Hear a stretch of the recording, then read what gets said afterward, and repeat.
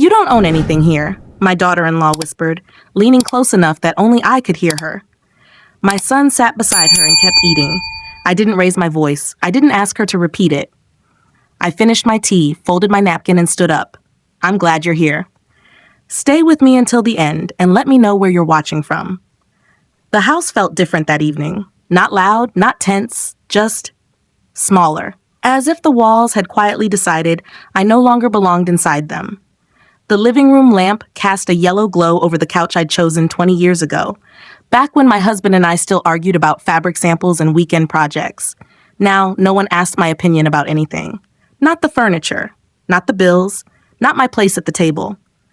It had been 6 weeks since I lost everything that mattered. First my husband, then the certainty that I was still seen as family. After the funeral, everyone said the right things. Stay as long as you need. This is your home.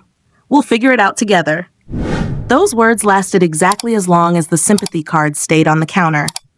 Once the flowers wilted and the casserole stopped coming, something shifted. My daughter-in-law began speaking in statements instead of questions. We're repainting the bedroom. We're reorganizing the garage. We'll handle the paperwork. She said we often. She never said my name. That night, dinner was quiet. Forks against plates, the hum of the dishwasher in the kitchen. I noticed my place setting had been moved slightly, pushed farther from the center of the table. A small thing. Easy to ignore. I told myself I was imagining it. Grief does that to you. It makes you suspicious of shadows. When she leaned over and said those words, her voice wasn't angry. It was calm, certain, as if she were stating a fact everyone already understood. You don't own anything here. I looked at my son. He stared at his plate. The same boy who used to sleep on my chest during thunderstorms. The same boy I worked double shifts for when his father was laid off. He didn't defend me. He didn't disagree. Silence, I learned that night, can be louder than shouting. I went upstairs and closed the bedroom door gently. Not out of fear, out of habit. The room still smelled faintly of my husband's aftershave. His reading glasses sat on the nightstand where he'd left them. I touched the edge of the dresser and reminded myself to breathe. At 72, you don't cry the way you did when you were young. Tears don't come rushing anymore. They sit heavy, somewhere behind the ribs. I thought about the years that led to this moment. The mortgage payments I never missed. The weekends spent fixing what broke because hiring help was too expensive. The checks I wrote without keeping copies. The trust I gave freely because that's what mothers do. Downstairs, I heard them laughing. A television show. Something light. Something that didn't include me. I lay on the bed and stared at the ceiling fan as it turned, slow and steady. For the first time since my husband passed, a strange clarity settled in. Not panic. Not despair. Understanding. I hadn't lost my place suddenly. It had been taken quietly, piece by piece, while I was grieving. She thought I owned nothing. She thought silence meant weakness. That was her first mistake. The house was quiet the next morning. Not the peaceful kind of quiet, but the kind that makes you aware of every sound your own body makes. The tick of the kitchen clock, the low hum of the refrigerator, the floorboard that creaked under my weight as I walked down the hallway I'd memorized decades ago. I woke up before sunrise, the way I always had when my husband was alive. Habit doesn't disappear just because someone does. I made coffee for 2 out of reflex, then poured 1 mug down the sink when I realized what I'd done. The other cup I carried to the table and sat alone. The chair across from me stayed empty. After the funeral, I stopped being included in conversations that mattered, not all at once. Slowly, like a door closing 1 inch at a time. At first, I thought it was kindness, giving me space, letting me grieve. That's what they said. But grief doesn't feel like being ignored. Bills still arrived in the mail, but they were no longer addressed to me. When I asked about them, my daughter-in-law smiled politely and said, "Don't worry, we're taking care of it." She said it the way you'd reassure a child, or someone who didn't need to understand anymore. I wandered through the house that afternoon, touching things without moving them. The framed photos on the wall, the banister my husband sanded himself one summer when money was tight. The small crack in the tile near the back door we always joked about fixing next year. Next year never came. Boxes began appearing in the garage, not labelled, just stacked neatly along the wall. When I asked what they were for, my son said they were organising, downsizing, making things easier. For who? I asked. He didn't answer.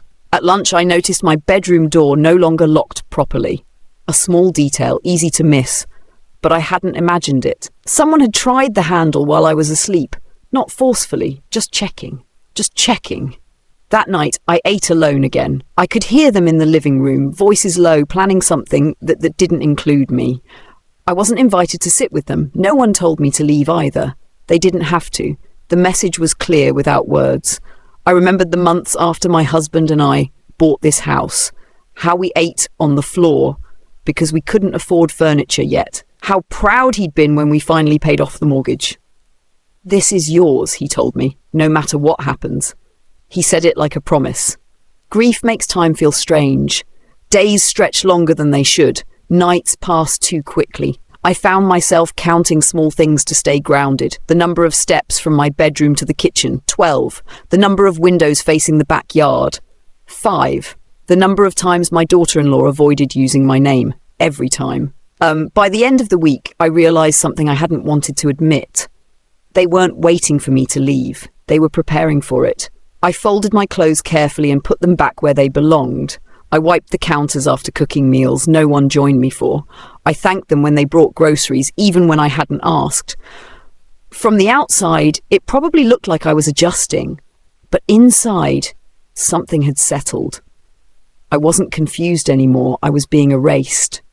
And once you see that clearly, you stop wondering why people act the way they do. You start watching what they do next. By the third week, I started noticing what they thought I wouldn't. It wasn't the big things. No one yelled. No one told me to leave outright. It was the small changes that gave them away. The kind you only see when you've lived somewhere long enough to know how things used to feel. My mail was no longer placed on the kitchen counter. It showed up opened, stacked neatly by the phone, already sorted.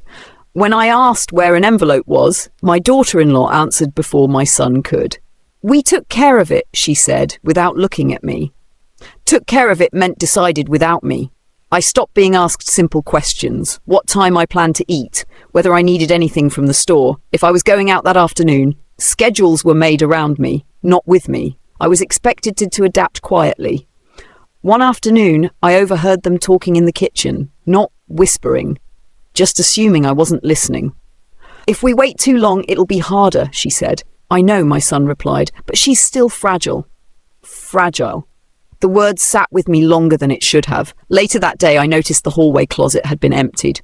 Coats gone, shoes missing, items that belonged to me stacked inside one of those unlabeled boxes in the garage. No one mentioned it. No one explained. It was done efficiently, like a task crossed off a list. At dinner, my daughter-in-law spoke about plans for the house. Renovations, rearranging rooms, turning the guest bedroom into an office. She spoke as if the decisions were already final. She never asked for my opinion. I realised then that my silence had been misunderstood. They thought I was unaware. I thought about the years I spent smoothing things over, the times I swallowed my discomfort to keep peace, the holidays I hosted, the money I contributed without keeping track. I had trained them well, too well. That night my son knocked on my bedroom door. He stood there awkwardly, hands in his pockets, eyes avoiding mine. "Mom," he said, "we just want what's best for everyone." I nodded. I didn't ask what everyone meant. He hesitated, then added, "You know things are complicated right now." Complicated was another word that didn't mean what it sounded like.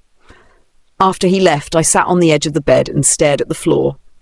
I wasn't angry. Anger would have made things simpler. What I felt instead was something steadier. Awareness. They weren't acting out of confusion or stress. They were acting with intention. Every moved object, every decision made without me, every conversation that stopped when I entered the room. This wasn't chaos. It was a plan. The next morning, I began paying closer attention. I listened more than I spoke. I noticed where papers were kept. I remembered dates. I watched how my daughter-in-law handled documents, how quickly she stepped in when my son hesitated. She was confident. Too confident. People don't behave that way unless they believe the outcome is guaranteed. I made my breakfast, cleaned my plate, and thanked them for dinner that evening. I moved slowly, calmly, exactly as expected. Inside, I stopped grieving what I thought I still had. I began preparing for what they thought I didn't. Because once you recognize you've been pushed aside on purpose, you don't rush to react. You wait, and you let them believe they're already winning. That afternoon, I opened the cedar chest at the foot of my bed. I hadn't touched it since the week my husband passed. It smelled the same as it always had: wood, dust, and something familiar I couldn't name. Inside were the things I'd kept because they mattered, not because they were valuable. Old letters, warranty folders, a small envelope with his handwriting on it, tucked beneath a stack of papers he'd labelled in his careful, blocky script. "Just in case," he used to say. I sat on the bed and let myself remember. We hadn't always lived comfortably. There were years when we counted every dollar, when vacations meant driving 2 states over and staying with relatives. When appliances broke, he fixed them himself. When money was short, I picked up extra shifts and never mentioned how tired I was. We built this life together slowly, deliberately. Nothing was accidental. He handled the finances, but he never shut me out. Every major decision came with a conversation. Every signature came with an explanation. "If anything ever happens to me," he said more than once, "you won't be left wondering." I remembered that clearly. After he died, my daughter-in-law offered to help organise paperwork. She said it kindly, efficiently. I was grateful then. Grief makes you accept help without asking questions. I realised now how quickly that help turned into control. I sorted through the papers carefully: insurance documents, old bank statements, a copy of the deed from years ago. I noticed something missing. Not gone, just relocated. Files I remembered seeing were no longer where they'd been. That night at dinner, my daughter-in-law mentioned an appointment with someone from the bank. She didn't look at me when she said it. My son nodded like it was already settled. I asked which bank. She smiled. "The one we usually use." We. Later, alone in my room, I replayed small moments I'd dismissed. Her stepping in to answer questions that weren't directed at her, my son deferring instead of deciding, documents being moved, conversations happening behind closed doors. I thought about the last serious conversation I'd had with my husband just weeks before he passed. He'd been tired that night, sitting at the kitchen table longer than usual. "If anyone ever makes you feel unsure," he said, "don't rush. Look at the details." At the time, I thought he was talking about grief, about adjusting. Now I wasn't so sure. The next morning, I asked my son where certain papers were being kept. He hesitated. Just a second, long enough to notice. "I'll check," he said. He didn't. By the end of the week, I knew my memories weren't betraying me. Something had changed after the funeral, and it wasn't accidental. The tone of conversations, the way decisions were framed as conclusions instead of discussions, the way my presence was tolerated, not welcomed. I wasn't angry at my son. That surprised me. I felt something closer to disappointment. He wasn't cruel. He was absent, and absence can do just as much damage. I returned the papers to the chest and closed it gently. I didn't confront anyone. I didn't accuse. I didn't raise my voice. Instead, I started remembering everything. Dates, words, where things had been before they were moved, who spoke first in conversations, who ended them. I let my daughter-in-law believe her confidence was invisible. People like her mistake patience for ignorance. That night, as I lay in bed listening to the house settle, I understood something with clarity I hadn't felt since my husband was alive. I hadn't been forgotten. I had been positioned. And once you see that, you stop reacting to what's being done to you. You start paying attention to why. It happened on a Thursday morning, quietly, the way most important things do. I was folding laundry at the kitchen table when my daughter-in-law walked in with a thin folder tucked under her arm. She set it down near the fruit bowl, not in front of me, but close enough to be seen. Casual. Intentional. "Just some paperwork we're journeying," she said lightly. "Nothing you need to worry about." I didn't ask what was inside. I kept folding a towel, smoothing the edges the way I always had. The towel was old, threadbare in places, but clean, useful. That felt familiar. After she left the room, I reached for the folder. It wasn't locked. She hadn't expected me to open it.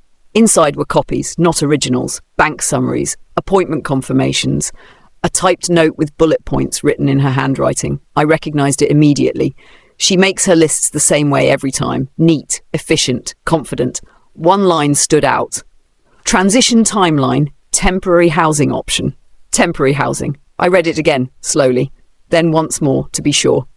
There it was. Clear. Unambiguous. No emotion attached to it at all. I closed the folder and put it back exactly where it had been.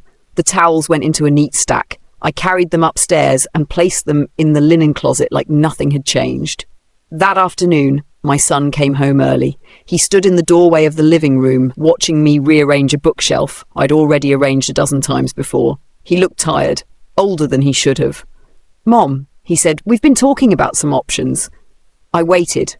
"For later," he added, "just in case things get overwhelming." I nodded. "Later," I repeated. He relaxed a little. Relief crossed his face. He thought the conversation had gone well.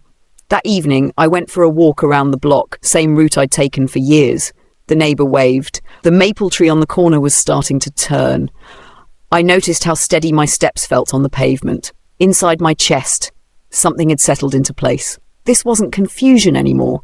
It wasn't grief clouding my judgment. It wasn't misunderstanding. They were planning my exit. Not in anger, not in chaos, with schedules, lists, appointments, words like transition and temporary to make it sound reasonable. I thought about the folder in the cedar chest upstairs, the envelope with my husband's handwriting, the things he'd insisted I keep. That night, after everyone went to bed, I took the chest out again. I didn't rush. I didn't shake. I opened it like someone who already knew what they were looking for. There it was. Not a surprise. Just confirmation. Details I hadn't needed before. Names, dates, instructions written carefully, deliberately, by a man who had known people sometimes change after funerals. I sat on the floor and read until the house was completely silent. When I finished, I put everything back where it belonged. The next morning, I thanked my daughter-in-law for picking up groceries. I smiled at my son. I asked if he wanted eggs or toast. They answered easily, comfortably. They thought the plan was still theirs. By the end of the week, I knew exactly what they were doing, when they planned to do it, and why they believed it would work. I also knew what they didn't know. I hadn't lost everything. I had lost the illusion that they would protect me. And once that illusion is gone, what's left is something much more useful. Clarity. I kept my voice calm, my movements slow, my questions minimal. I let them continue because sometimes the most effective thing you can do is allow people to show you how far they're willing to go before you stop them. By the time the 6th week began, I had learned how to live inside their version of normal. I woke up early. I kept my routine small and predictable. Coffee at the same time, breakfast dishes washed immediately. I stayed out of the way without disappearing completely. That balance mattered. Too present would invite friction. Too absent would raise suspicion. My daughter-in-law watched me more closely than she realized, not openly, in passing. The way she paused when I entered a room, the way she corrected herself mid-sentence when she remembered I was there. She believed she was careful. She wasn't careful enough. One morning, I noticed the calendar on the refrigerator had changed. New notes, new handwriting, appointments that hadn't been there the day before. One of them caught my eye. A date circled in blue ink. No explanation. Just a time and an address I didn't recognize. I memorized it. Later that day, she mentioned a quick meeting she and my son had scheduled. She said it casually, as if it didn't matter, as if it wasn't connected to anything else. I nodded and asked if they wanted me to pick up milk while I was out. She smiled, relieved. I went for another walk that afternoon. Same route, same pace. I counted steps again, not because I was anxious, because counting keeps the mind clear. The sky was overcast. The air smelled like rain. Everything felt steady. Inside the house, the energy had shifted, not rushed, focused. They were nearing the end of something. I could feel it in the way they spoke to each other. Shorter sentences, fewer disagreements. Confidence had replaced tension. People become careless when they think the outcome is guaranteed. That evening, I heard my daughter-in-law on the phone in the laundry room. Her voice was low but relaxed. She wasn't arguing. She was confirming. "Yes," she said. "That should work. We'll move forward then." Move forward. I didn't confront her. I didn't interrupt. I folded the blanket in my hands and placed it on the back of the couch. Smooth. Even. Later, my son asked if I was feeling okay. He said it like a courtesy, not a question that required an honest answer. I told him I was fine. I told him I was grateful they were helping me through a difficult time. He looked relieved again. That night, alone in my room, I opened the cedar chest one more time. I didn't read everything again. I didn't need to. I already knew where each paper was. I checked that nothing had been disturbed. It hadn't. I thought about the woman I had been most of my life, the one who explained herself, the one who filled silences, the one who believed clarity came from talking things through. That woman would not survive what was coming. So I became quieter. I stopped asking questions. I stopped offering opinions. I let my daughter-in-law take the lead in conversations. I let my son believe he was sparing my feelings. What they didn't understand was that my silence was no longer confusion. It was calculation. Every plan they made in front of me, assuming I wasn't paying attention, gave me another piece of the picture. Every time they spoke freely, believing the outcome was settled, they revealed more than they intended. By the end of the week, I knew the date they had circled. I knew who they planned to meet. I knew how they intended to frame the conversation. They thought I would be informed afterward. They thought I would accept it quietly. I slept well that night, not because I felt safe, but because I felt prepared. When you stop hoping people will do the right thing, you stop being surprised when they don't. And when you stop being surprised, you gain something far more valuable than reassurance. You gain control. I lay awake in the dark, listening to the house settle, already steps ahead of a plan that wasn't supposed to include me. They were moving forward. So was I. The call came on a Tuesday morning, just after 9. I was rinsing a cup in the sink when the phone rang, a number I didn't recognize. I let it ring twice before answering. My voice sounded steady when I said hello. "Mrs. Harper?" a man asked. His tone was professional, careful. "This is Daniel Morris. I handled some paperwork for your husband a few years ago. He asked me to contact you if certain things ever changed." I closed the tap slowly. "Yes," I said. "I remember." There was a pause on the line, not awkward, respectful. "I wasn't sure when would be the right time," he continued, "but I recently received an inquiry that involved your name. I thought you should be aware." I didn't ask who made the inquiry. I already knew. We agreed to meet later that week, not at the house, at his office downtown. He suggested a time. I told him that would be fine. I wrote it down from memory, then hung up and dried my hands on a towel I'd folded myself that morning. When I turned around, my daughter-in-law was standing in the doorway. "Who was that?" she asked lightly. I smiled. "Just someone following up on an old matter." She studied my face for a moment, then nodded. She didn't ask anything else. That afternoon, I took the bus into town for the first time in months. I hadn't needed to drive. They'd insisted on handling errands, helping me conserve energy. I sat by the window and watched the familiar streets pass by, noticing details I'd forgotten. The bakery on the corner, the small park with the benches my husband and I used to sit on in the evenings. Daniel's office was quiet, clean, nothing fancy. He greeted me politely and gestured toward a chair across from his desk. "I won't take much of your time," he said, "but I think you deserve clarity." He laid out a few documents, nothing dramatic, just facts, dates, copies, the kind of information that doesn't raise its voice. "Your husband was very thorough," he said. He anticipated complications. He asked that certain steps not be taken without your direct consent. I listened. I asked only one question. "Has my consent been given?" Daniel shook his head. "No." That was enough. When I left his office, the air felt different, not lighter, sharper. I walked 2 blocks before stopping to rest on a bench. I didn't feel overwhelmed. I felt grounded. Back at the house, dinner was already being prepared. My daughter-in-law moved efficiently around the kitchen. My son sat at the table, scrolling on his phone. "You're back early," she said. "I took the bus," I replied. She paused for just a second. "Oh." We ate together. I thanked her for cooking. I asked my son about his day. Everything sounded normal, comfortable, exactly the way it had to. That night, I wrote down Daniel's name and office address on a small card and slipped it into the cedar chest. I didn't hide it. I didn't protect it. I knew no one would look there. They never had.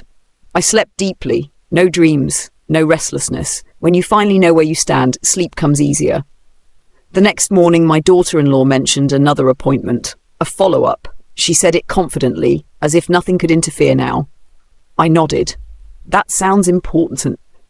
She smiled back, reassured. What she didn't know was that the picture she believed was complete had just changed shape, quietly, legally, permanently.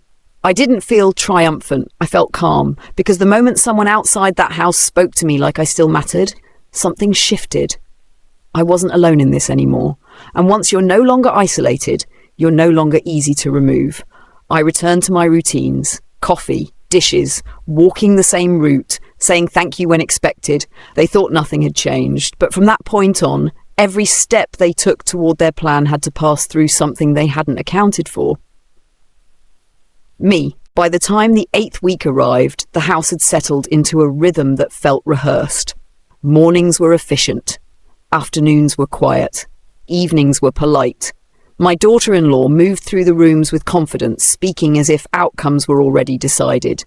My son followed her lead, not because he was cruel, but because it was easier than questioning what had already been framed as necessary. The date on the refrigerator calendar grew closer. I watched them prepare without interfering. Documents appeared on the dining table and disappeared again. Phone calls were taken in closed rooms. Phrases like "final steps" and "after this" floated through the house without context. They assumed I didn't need context. The morning of their scheduled meeting, I woke before anyone else. I dressed carefully, not formally, just neatly. I made my bed and smoothed the cover the way my husband used to, running my hand across the fabric once before turning away. At breakfast, my daughter-in-law reminded my son of the time. She said it briskly, confidently. She didn't look at me. "I'll be out for a bit," she said. "We'll talk later." I nodded. "Take your time." When the front door closed behind them, the house felt larger, quieter. I stood in the kitchen for a moment, listening to the silence they left behind. Then I went to my room and opened the cedar chest. I took out the envelope with my husband's handwriting. I hadn't needed to read it again, but I did. Slowly, line by line, not because I was uncertain, because I wanted to remember the care with which it had been written. I placed the envelope back where it belonged and locked the chest. An hour later, I left the house. I didn't rush. I took the same bus route I had before. I sat in the same seat. I watched the city pass by, feeling neither nervous nor excited, just steady. Daniel was already waiting when I arrived. "We have time," he said. "No one is in a hurry today." He laid everything out clearly, not dramatically, just accurately. He explained what could and couldn't be done without me, what steps required my presence, what assumptions had been made incorrectly. "They moved forward," he said carefully, before confirming authority. I nodded. That's what I thought.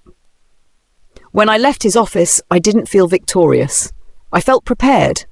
Back at the house, the driveway was empty. They hadn't returned yet. I made myself lunch and ate it at the table. Alone, calm. I noticed how different the house felt when I stopped waiting for permission to exist inside it. That evening, they came home later than expected. My daughter-in-law looked tired, not frustrated, just unsettled. My son avoided my eyes. "We'll talk tomorrow," she said, forcing a small smile. "Of course," I replied. I went upstairs early that night. I didn't eavesdrop. I didn't listen at the door. I didn't need to. I slept deeply. The next morning, my daughter-in-law's tone had changed. Not dramatically, subtly. Questions replaced statements. Glances replaced certainty. She asked if I was feeling well, if I needed anything. I answered kindly, briefly. They hadn't failed yet, not completely. But the confidence they'd carried so easily was gone. Plans depend on momentum. Once momentum breaks, everything slows. I continued my routines. Coffee, walking, folding laundry, thanking them when expected, saying nothing extra. I could feel the shift in the house. Not chaos, recalculation. They had believed the process was irreversible. They had believed my silence meant agreement. They had believed time would do the rest. They hadn't accounted for the fact that I was still present, still aware, still required. By the end of the week, nothing had been announced. No next steps shared, no conclusions drawn. The plan hadn't ended, but it had stalled. And once something stalls, it can be redirected. I didn't smile to myself. I didn't feel satisfaction. I felt patience. Because the quiet phase comes just before people realize the ground under them isn't as solid as they thought. And when that realization arrives, it changes everything. By the 9th week, the house felt watchful, not tense, not loud, just alert, like something waiting to see who would move first. My daughter-in-law stopped making declarations. She asked questions now, small ones, casual ones, questions that sounded polite but carried weight. Are you comfortable here? Do you need anything? Have you thought about what you want to do next? I answered each one the same way, calmly, briefly, without offering more than was asked. I'm fine. I'm managing. I haven't decided. She studied my face when I spoke, searching for something I didn't give her. My son lingered more often. He hovered near doorways, sat longer at the table after meals. He wanted to talk, but didn't know how to begin without admitting too much. Guilt makes people awkward. Silence makes them restless. One afternoon, I found my daughter-in-law standing in front of the cedar chest in my room. She hadn't opened it. She was just looking at it. "Oh!" she said when she noticed me. "I was just checking if you needed help organizing." "No," I replied. "Everything's where I want it." She nodded slowly. "Of course." After that, she stopped entering my room without asking. At dinner that night, she spoke carefully, choosing each word like it might be examined later. "We want to make sure everyone feels respected," she said, glancing at my son. Everyone. The word had changed. I didn't respond right away. I took a sip of water. Set the glass down." "I appreciate that," I said. My son looked relieved. He reached for his fork like the moment had passed. It hadn't. I noticed new habits forming. She double-checked things she used to assume. She waited for my son to answer instead of answering for him. She mentioned appointments without certainty, leaving space where there hadn't been any before. Confidence had been replaced with caution. People don't grow cautious unless something interrupts their sense of control. One morning I overheard them talking in the kitchen again. Not planning. Reassessing. "We need to be careful," she said quietly. "I know," my son replied. "I just don't want this to get messy." Messy. I smiled to myself as I folded laundry in the next room. What they were experiencing wasn't messiness. It was resistance. That afternoon, Daniel called to confirm something minor. A detail. Nothing urgent. We spoke briefly.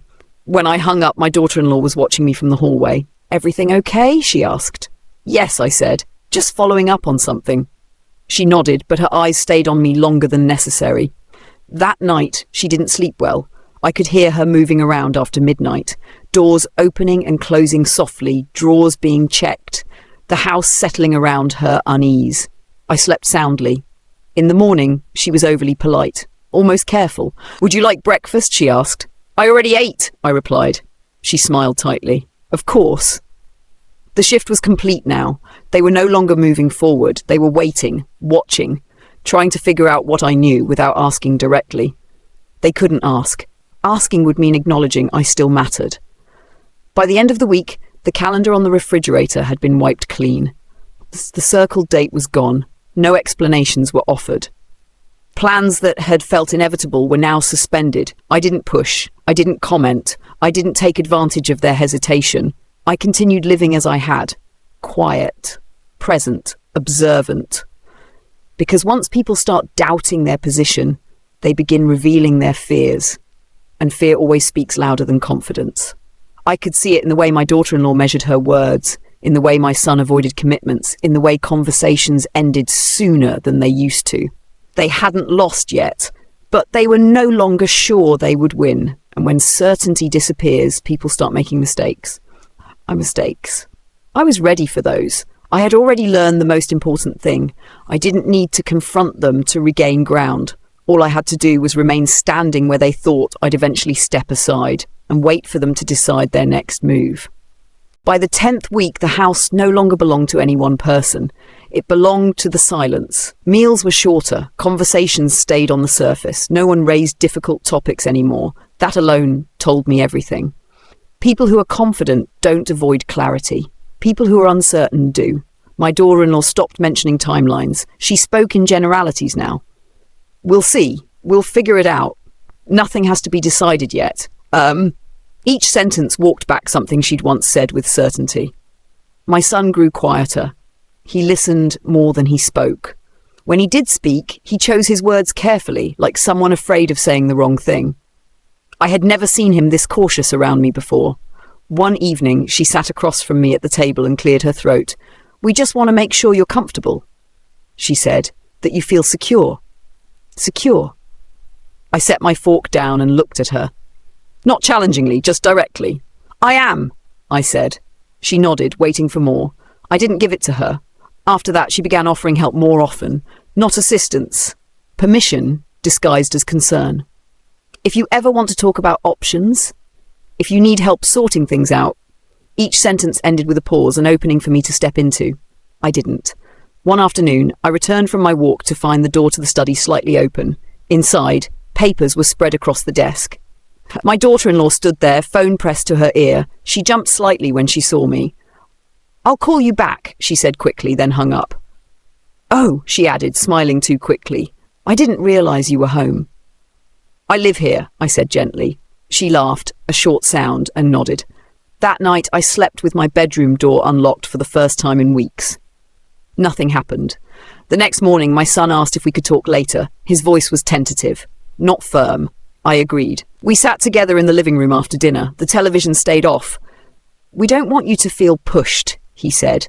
"We just thought maybe things would be easier for everyone." Easier? I waited. "You've been through a lot," he added. "We were trying to help." "I know," I said. He looked relieved. He leaned back, believing he'd been understood. I hadn't told him he was forgiven. I hadn't told him I agreed. I had only acknowledged what he wanted to believe. That distinction mattered. Over the next few days, I noticed my daughter-in-law checking with him before making decisions, small ones, grocery lists, appointments, phone calls. She no longer moved independently. She waited. Control, once broken, doesn't return easily. I kept my routine steady. I stayed polite. I thanked them when appropriate. I did nothing dramatic, nothing confrontational, nothing that could be pointed to later as a reason. I let the uncertainty do its work. People reveal more when they're unsure than when they're confident. My daughter-in-law began over-explaining, filling silence, offering reassurance no one had asked for. My son grew increasingly uncomfortable with her urgency. They weren't united anymore, and that was important. One evening as I washed dishes, I heard her say quietly to him, "We need to slow down." He didn't argue. That night, I returned to my room and sat at the edge of the bed, hands folded in my lap. I thought about the woman I'd been when this started, how quickly she'd been dismissed, how quietly she'd been removed from decisions. That woman was gone. In her place was someone else. Someone who understood that power doesn't always announce itself. Sometimes it simply refuses to move when expected. By the end of the week, nothing had been decided, nothing had been resolved, and yet everything had changed. They were no longer leading. They were waiting. And when people who believed they were in control begin to wait, it means something has already slipped out of their hands. I turned off the light and lay down without fear, because the hardest part was already over. They had underestimated my silence, and now they were living inside it. The conversation happened sooner than I expected. It was early evening. The house was quiet except for the sound of water running in the kitchen sink. My daughter-in-law asked if we could all sit down for a moment. Her voice was measured, careful, the way people speak when they already know the ground isn't solid. We sat at the dining table, the same table where weeks earlier she had leaned close and whispered that I owned nothing. This time, she kept her distance. "We've been doing a lot of thinking," she began, "about how things have been handled." My son stared at his hands. I didn't speak. She continued, choosing words slowly. "There may have been some misunderstandings, some assumptions. Assumptions, not mistakes, not decisions. Assumptions." She slid a folder across the table toward me, not aggressively, not confidently, just enough to show it existed. Inside were documents I recognized, copies of things that had once been discussed without me, plans that had already been softened, revised, slowed. "We want to make sure everything is done properly," she said, "with everyone's input." Everyone. I opened the folder. I didn't rush. I didn't skim. I turned each page carefully, as if I had all the time in the world. My son shifted in his chair. "There are some things," she added, "that can't move forward without your signature." I looked up at her then, not with anger, not with satisfaction, with calm. "I know," I said. The room went still. My son looked at me for the first time that evening, really looked. Confusion crossed his face, followed by something else, recognition. I closed the folder and placed it back on the table. "I'm not making any decisions tonight," I said. "Or tomorrow." She nodded quickly. "Of course, we just wanted to be transparent." transparent. After that, the conversation unraveled, not dramatically, just quietly. She spoke less. My son filled the gaps, explaining things that didn't need explaining. The meeting ended without resolution. That mattered more than anything else. Later that night, my son came to my room. He knocked this time. "I didn't realize," he said, standing awkwardly in the doorway. "I didn't think it had gone that far." I waited. "I should have paid more attention," he added. "Yes," I said. He nodded slowly. There was no argument, no defense, just acceptance. When he left, I sat on the edge of the bed and listened to the house settle. The walls creaked softly, pipes shifted, familiar sounds, the kind you notice when you finally feel present again. Downstairs, I could hear my daughter-in-law pacing. A door opened, closed, opened again, drawers moved, papers shuffled. Control doesn't disappear all at once, it slips, gradually, and when it does, people scramble to hold on to something they never fully owned. I slept well. The next morning, the house felt different. Not tense, not hostile, balanced, careful. My daughter-in-law greeted me politely, not warmly, not coldly, respectfully. My son asked if I wanted coffee. I said yes. Nothing had been resolved, nothing had been finalized. But one thing was clear. The story they'd been telling themselves had ended, and a new one had begun.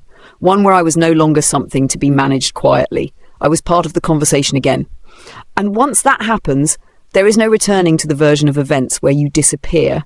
They had tried to move forward without me. Now they were forced to stop. And listen, the house didn't change overnight. Walls didn't move. Furniture stayed where it had always been. The same light came through the kitchen window in the morning, landing on the same spot on the floor. From the outside, nothing looked different. But I knew better. The shift wasn't in the structure. It was in the balance. In the days that followed, no one spoke about plans. No folders appeared on the table. No timelines were mentioned. Conversation stayed ordinary, careful. My daughter-in-law no longer leaned close to whisper. She kept her distance now, not out of fear, out of awareness. My son returned to small habits I hadn't seen in months, asking instead of assuming, waiting instead of deciding. One evening he carried my cup to the sink without being asked. It wasn't an apology. It wasn't forgiveness, it was acknowledgement. I went back to my routines, not because I had to prove anything, but because they were mine. Morning coffee, a short walk, folding laundry at the table. I moved through the house without hesitation, without apology. No one questioned it. One afternoon, I opened the cedar chest one last time. I didn't take anything out. I didn't reread the papers. I just rested my hand on the lid and closed it again. Some things don't need to be revisited once they've served their purpose. The quiet that followed felt different than before. It wasn't emptiness. It was space. I thought about the moment weeks earlier when she'd whispered those words, how small they'd made me feel, how final they'd sounded. You don't own anything here. At the time, I believed she was right. Now I understood what she hadn't.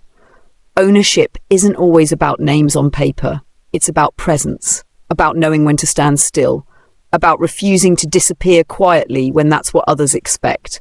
They didn't apologize. I didn't demand it. Some endings don't come with confessions or confrontations. Some end with a subtle understanding that things will not continue the way they were, and that's enough. One evening, as I turned off the lights downstairs, my daughter-in-law paused near the doorway. "Good night," she said. "Good night," I replied. She hesitated, then added, "Let me know if you need anything." I met her eyes, just for a moment. "I will," I said. She nodded and went upstairs. I stood alone in the living room and listened to the house settle around me. Familiar sounds, familiar walls, familiar space. I hadn't raised my voice. I hadn't argued. I hadn't begged to stay. I had simply remained. And in doing so, I had taken back something far more important than a room or a title. I had taken back my place. Sometimes the strongest response isn't confrontation. It's patience. It's clarity. It's letting people reach the end of their assumptions and find you still standing there, exactly where they thought you'd no longer be. I turned off the final light and walked upstairs slowly, deliberately, without looking back. The house held me the way it always had, and this time, no one questioned whether I belonged.